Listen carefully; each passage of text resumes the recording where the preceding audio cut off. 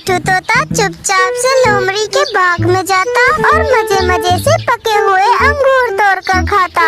दोपहर को जब लोमड़ी अपने बाग में आती तो मिट्ठू आहिस्ता से वहाँ से चला जाता। उसी जंगल में कालू कौवा भी रहता था। कालू कौवा को आम बहुत पसंद था।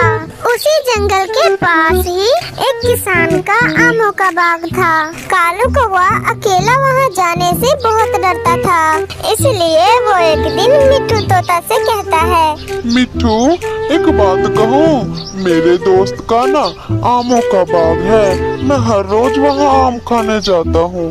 क्या तुम भी मेरे साथ आम खाने चलोगे वहाँ? आमों का सुनकर मिट्ठू के भी मुंह में पानी आ जाता है और वो मान जाता है। अगर वो बाग सच में तुम्हारे दोस्त का है तो फिर तो हम जरूर चलेंगे वहाँ आम खाने, क्योंकि वहाँ तो किसी का डर भी नहीं होगा और हम मजे मजे से आम खाएंगे। ऐसे कौवा झूठ बोलकर मिट्ठू को अपने साथ लेकर किसान के बाग में जाता है। बाग में जाते ही कालू कौवा और मिट्ठू तोता आम खाना शुरू कर देते हैं। कौवे को तो पता था कि किसान किसी भी समय आ सकता है, इसलिए कौवा जल्दी जल्दी आम खाकर थोड़ा सा इधर उधर भी देख लेता। मगर मिट्ठू तोता तो समझ रहा था कि ये बाग कालू कौवे के दोस्त का है, इसलिए वो इधर उधर देखे बिना ही मजे मजे से आम खा रहा था। फिर कालू कौवा को दूर से किसान आते हुए दिख जाता है कि तभी कौवा वहाँ से तुरंत भाग जाता है।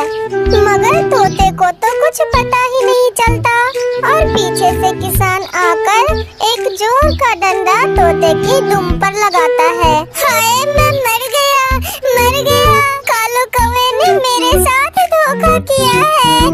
ऐसा कहते हुए मिट्ठू भी कालू के पीछे भागता है। मिट्ठू के दुम में तो बहुत दर्द हो रहा था, वो बहुत गुस्से में था, मगर वो कालू कौवा को कुछ नहीं बताता है। थोड़ी दूर जाने के बाद वो दोनों एक पेड़ पर बैठ जाते हैं। मिट्ठू कहीं जोर से तो नहीं लगी? नहीं नहीं कौवे, तुम्हारे दोस्त ने तो मेरे पास आकर मुझसे चाय पानी का पूछा और चला गया। हाँ हाँ, वो मेरा पुराना दोस्त है ना, इसलिए। ऐसा कहकर कालू कौवा और मिट्ठू तोता दोनों अपने अपने घर चले जाते हैं। कुछ दिन गुजर जाते हैं। मिट्ठू तोता भी कालू कौवा से बदला लेना चाहता था। मैं छोड़ूंगा नहीं उस कौवे के बच्चे को। जैसे उसने मेरी पिटाई करवाई वैसे ही मैं भी उसकी पिटाई करवाऊंगा। मिट्ठू ऐसा कहते हुए सीधे लोमड़ी के अंगूरों के बाग में जाता है और उससे कहता है, लोमड़ी लोमड़ी एक बात कहूँ, हमारे जंगल का ना एक कालू कौवा है जो रोज सुबह सुबह तुम्हारे अंगूरों के बगीचे में आता है और सारे पके पके अंगूर तोड़कर खा जाता है। हाँ, मैं कई दिनों से देख रही हूँ, मगर वो चोर मेरे हाथ नहीं लग रहा। जिस दिन वो मेरे हाथ लग गया ना, उस दिन तो मैं उसे छोड़ूंगी नहीं। अगर मैं कल ही उसे आपके पास ले आऊँ तो फिर क्या आप उसकी पिटाई करेंगी? मैं उस चोर को बड़े डंडे से मारूंगी।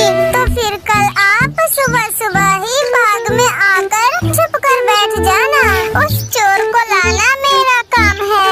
और फिर मिट्ठू तोता वहाँ से चला जाता है और इधर लोमड़ी भी एक बड़ा सा डंडा तैयार कर लेती है। दूसरे दिन सुबह सुबह मिट्ठू तोता कालू कौवे के पास जाता है। यार कौवे, मेरे एक दोस्त का ना अंगूरों का बाग है, अंगूरों का।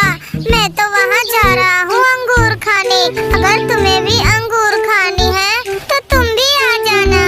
अंगूर तो कालू कौवे को भी बहुत पसंद थे, इसलिए वो हाँ कर देता है। तो फिर चलो ना। वो सच में तुम्हारा दोस्त ही है ना? तो और क्या, मैं झूठ बोल रहा हूँ। फिर मिट्ठू तोता और कालू कौवा लोमड़ी के बाग की तरफ जाते हैं। मिट्ठू तोता ऊपर बैठकर एक अंगूर का गुच्छा नीचे गिराता है और कालू कौवा बड़े मजे से अंगूर खाने लगता है। इधर लोमड़ी भी छुपकर बैठी हुई थी। खाओ खाओ और खाओ मेरा अंगूर, बहुत पसंद है ना तुम्हें? लो खाओ, पेट भर के खाओ। जैसे तैसे करके कालू कौवा अपना जान बचाकर भागता है और सीधे मिट्ठू तोता के पास पहुंच जाता है। सुनाओ सुनाओ कौवे, कहीं जोर से तो नहीं लगी ना? और मेरी दोस्त लोमड़ी तुमसे क्या कह रही थी? और फिर कौवे को आमों वाली बात याद आ जाती है और वो कहता है, तुम्हारे दोस्त ने मुझे चाय भी दी और बिस्किट भी। ऐसा कहते हुए कालू कौवा वहाँ से चला जाता है और फिर कभी मिट्ठू तोता के पास नहीं आता। मेरे प्यारे दोस्तों, इस कहानी से हमें सीख मिलती है, जैसी करनी वैसी भरनी। अरे क्या हुआ गौरी कवि, तुमने मुझे अपने घर पर क्यों बुलाया है? अरे टुनटुनी बहन, तुम तो जानती ही हो ना, तुम तो मेरी सबसे पक्की दोस्त हो। तुम्हारे अलावा और है ही कौन मेरा इस दुनिया में। वो दरअसल बात ये है टुनटुनी बहन कि जग्गू कौवे के पापा कालू कौवा दूसरे जंगल में काम कर रहे थे और वो काम करते करते एक पेड़ पर से नीचे गिर गए हैं और उन्हें बहुत जोरों की चोट भी आई है। इसीलिए मुझे उन्हें देखने जाना है टुनटुनी बहन। हाय रे, बेचारे कालू भाई पेड़ से नीचे गिर गए, ये तो बहुत बुरा हुआ उनके साथ। अब तक तो मुझे कुछ नहीं पता, पर मैं वहाँ जाऊंगी तो सब पता चल जाएगा। लेकिन टुनटुनी बहन, मैं अपने छोटे से बेटे जग्गू कौवे को वहाँ लेकर नहीं जा सकती। जग्गू अभी बहुत छोटा है, ये उतनी दूर तक नहीं उड़ पाएगा। टुनटुनी बहन प्लीज आप मेरे घर में एक दिन के लिए रह जाओ और मेरे बेटे का ध्यान रखो, मैं कल तक वापस आ जाऊंगी। अरे क्या बात कर रही हो गौरी बहन, तुम तो मेरी पक्की दोस्त हो, इसमें पूछने की क्या बात है भला। तुम बेफिक्र होकर जाओ गौरी बहन, मैं तुम्हारे बेटे जग्गू कौवे का अच्छे से ध्यान रखूंगी, बिल्कुल अपने बच्चों की तरह। बहुत बहुत धन्यवाद टुनटुनी बहन, अब मैं जाती हूँ। फ्रिज में बहुत सारे मीठे मीठे लाल लाल सेब पड़े हैं, वो सेब का फल तुम भी खा लेना और मेरे बेटे जग्गू को भी खिला देना। इतना कहकर गौरी कवि वहाँ से चली जाती है। आई बड़ी मुझे बहन बनाने वाली, मैं तो इसके घर में सिर्फ भोजन खाने के लिए रुकी हूँ। टुनटुनी चिड़िया सुंदरी कवि को अपनी दोस्त नहीं मानती थी, वो तो बस मतलब के लिए गौरी कवि से दोस्ती करके रखी थी। फिर थोड़ी देर बाद, अरे टुनटुनी आंटी, मुझे बहुत जोरों की भूख लग रही है, आप मुझे जल्दी से फ्रिज से मीठे मीठे फल ला कर दो, मुझे खाना है टुनटुनी आंटी। ओहो छोटे बच्चे, अभी तो तुम्हारी माँ तुम्हें भोजन खिलाकर गई थी ना, और तुम्हें इतनी जल्दी ही भूख लग गई, तुम्हारा पेट है या मटका? अरे टुनटुनी आंटी, आपको मेरी मम्मा ने मेरा ख्याल रखने के लिए ही यहाँ रखा है ना, तो आप मुझे चुपचाप भोजन ला कर दो। ओए सुन छोटे बच्चे, ना तेरी माँ इस जंगल की महारानी है और ना ही मैं इस घर की नौकरानी हूँ। अब तुम मुंह बंद करके बैठे रहो यहाँ पर, मेरा मन जब करेगा तभी मैं भोजन लेकर आऊंगी, ज्यादा शोर मत मचाओ। फिर थोड़ी देर के बाद टुनटुनी चिड़िया किचन में जाती है और वो वहाँ फ्रिज में देखती है कि इतना सारा भोजन और तरह तरह की फल रखे हुए हैं, तो वो देखकर बहुत खुश हो जाती है। हाय रे, इतना सारा स्वादिष्ट स्वादिष्ट फल, लगता है गौरी कवि ने पूरे महीने बस फल चुन चुन कर अपने फ्रिज को ही भरा है, और एक मैं हूँ जो अपने घोंसले में बैठी बस घास फूसी खाती रहती हूँ। अरे मुझसे अच्छा जीवन तो कालू कौवे का बेटा जग्गू कौवा जी रहा है, जो रोजाना ताजा ताजा फल खाता है। अरे दोस्ती गई खड्डे में, मैं तो अब ये सारा का सारा फल खाऊंगी।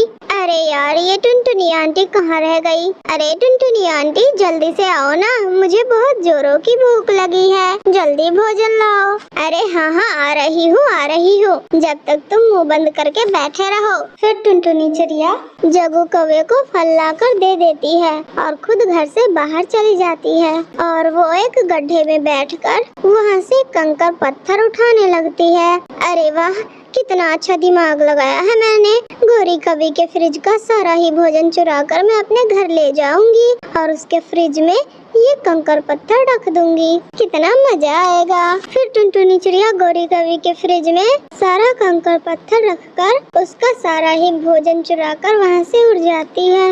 आज नीलो चिड़िया बहुत ही खुश थी, वो खुशी खुशी अपनी दोस्त टुनटुनी चिड़िया के पास जाती है। क्या बात है नीलो बहन, आज तो तुम्हारा मूड बहुत ही अच्छा लग रहा है।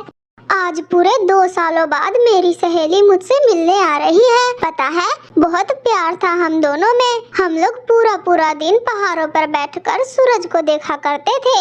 अच्छा, कौन कौन है वो जिसका आपको इतनी बेसब्री से इंतजार है नीलो बहन? वो तो सरप्राइज है टुनटुनी।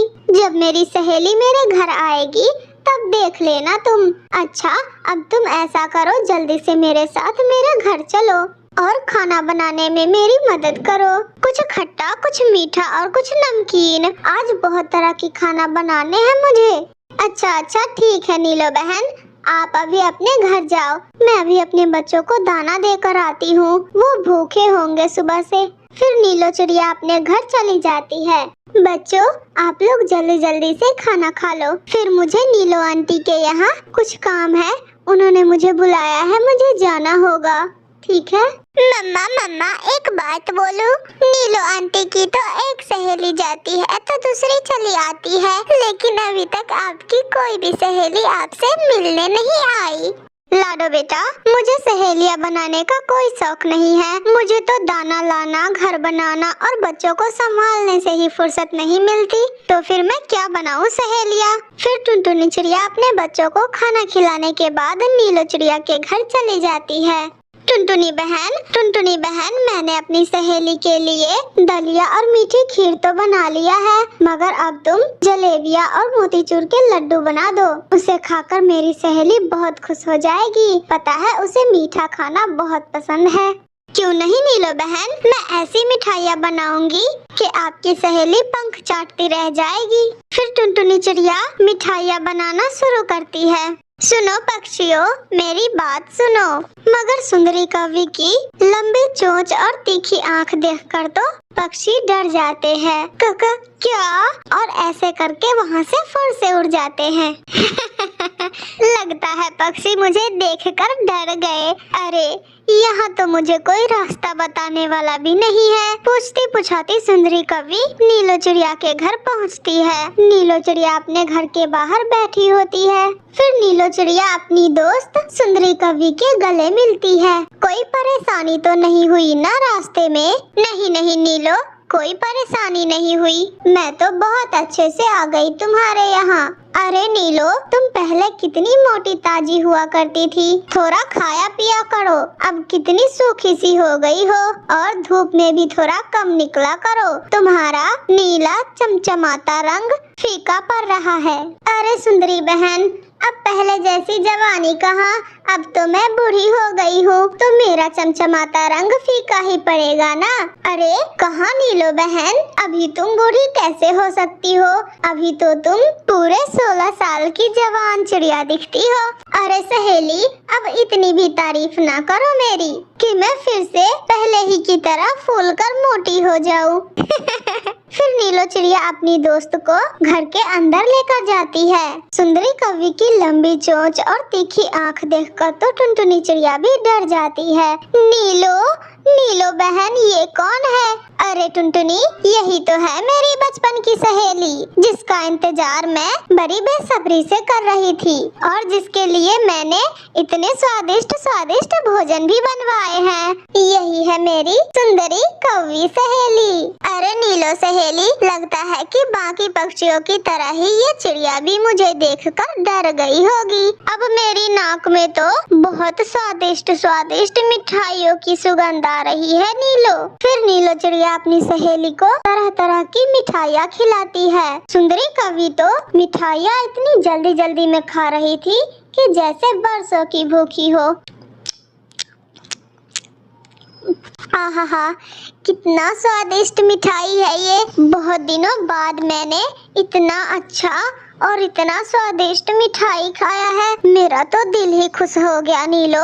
अगर मुझे पहले ही पता होता कि तुम मेरे आने से इतना खुश होने वाली हो तो मैं तो पहले ही आ चुकी होती। अच्छा, अब आई हो तो 2-4 दिन रहकर ही जाना। नीलो सहेली, सिर्फ 2-4 दिन ही? मैंने तो सोचा था कि पूरे 1 महीने रहकर आऊंगी अपनी सहेली के घर। अच्छा नीलो बहन, अब मैं चलती हूँ, बहुत देर हो गई है। मेरे बच्चे मेरा इंतजार कर रहे होंगे। रुको टुनटुनी चिड़िया, तुम ये भोजन ले जाओ अपने बच्चों के लिए। फिर टुनटुनी चिड़िया भोजन लेकर अपने घर चली जाती है।